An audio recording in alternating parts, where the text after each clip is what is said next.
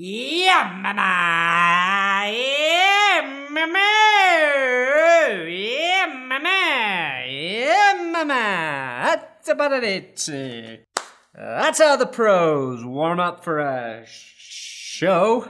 Welcome to That's Good Sports. I'm Brandon Perna, and I'm predicting the Thursday night game between the Panthers and Eagles, which in my opinion is the game of the week. Two 4-1 teams squaring off in prime time on Thursday night, the shittiest night of the week to play pro football. Doesn't get any better than that. That's Good Sports.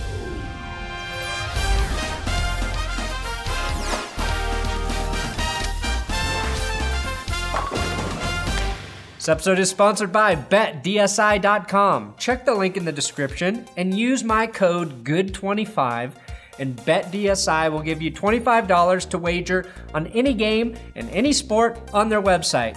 BetDSI is one of the best sports books out there, and I think it's cool. They are giving you money to wager with if you're into that sort of thing. I won last week because I'm not a fucking idiot. And today, the Panthers are 3-point favorites at home, which to me makes this game very tough to bet on, if I'm being honest. The over-under is 45.5, so your guess is as good as mine. The Panthers and Eagles are both sitting atop their divisions, and both teams look legitimately good. And a big part of that is due to their defenses. If you're considering betting on the over-under, I'd say the defenses suggest this will be under. But since it's a Thursday night game, my gut says that all bets are off. Pun intended. I won't be surprised if this game ends 13-10, nor would I be surprised if it ends 38-35. The Panthers will still be without center Ryan Kalil, and Tyler Larson was a bit of a liability against the Lions. Everyone knows the Panthers are better with two Kalils on the O-line. You've heard the saying, two Kalils are better than one. One Kalil is better than none. No Kalils are no fun. Chez. It is weird that the Kalil brothers are on the same team. It's like, get a room, guys. Philly may also be getting Fletcher Cox back after he missed time with a calf injury. I can report his calf, seen here, is healthy and should grow into a full-sized cow that Cox will butcher and eat in about 2 years. Don't know why he would nurse him back to health just to slaughter him, but to each his own. If the Eagles win this game, it will be because their defensive line dominates.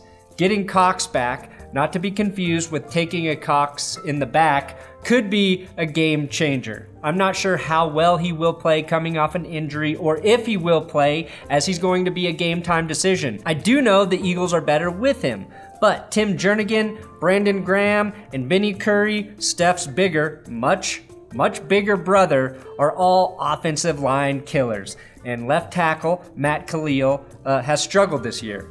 On the offensive side of the ball, I find it a bit concerning that Philly's leading receiver is tight end Zach Ertz.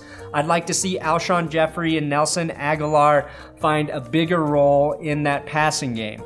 The Panthers lost their star tight end Greg Olsen with a broken foot week 2. He's on target to be back at practice starting November 6th. After some serious journalistic digging, I found the secret to his speedy recovery on Instagram doing the Packy one-chip challenge. Packy one-chip challenge? That's miserably hot. If you ran up to a volcano and you scooped out a scoop of the lava, poured it in your mouth, and then went and made out with a fire-breathing dragon at the same time. That, of course, is not to be confused with the Pacquiao one-chip challenge, where you eat one chip sitting next to Manny Pacquiao and see if he says something disparaging about the LGBT community before you finish your one chip. So far, the challenge results have been disturbing. Philly stomped the Cardinals last weekend, but I saw Cam Newton pick apart a Detroit secondary that, like Philadelphia's, is questionable at best. Ed Dickson had 175 receiving yards, and when you pair him with Carolina's other tight end, Chris Manhertz, you have the best combo of last names in the NFL. Dickson Manhertz. My Dick Manhertz. Don't forget about Wendell Smallwood in this game. Man, that hurts my Smallwood dick. Son, enough of that bullshit. This is a tough pick for me. I really like the Eagles. I've been picking them every week to win, and they haven't been disappointing. Their only loss is to the Chiefs, and that game was close. When you look at Carolina's defense, there aren't a lot of names there outside of their linebacking core with Luke Kuechly, Shaq Thompson, and Thomas Davis. But like 2015, this is currently a top 5 unit playing very well collectively right now. Carolina is 5th best against the pass, are tied for 3rd in the league with 17 sacks, are 6th best against the run, giving up 79.8 yards per game, and are only allowing 18.8 points per game. Philly is close, allowing 19.8 points per game, but based on those stats, the Panthers will win by exactly 1 point. It's a short week, the Panthers are at home, and this is the type of game a good defense wins 9 out of 10 times based on no real statistical evidence.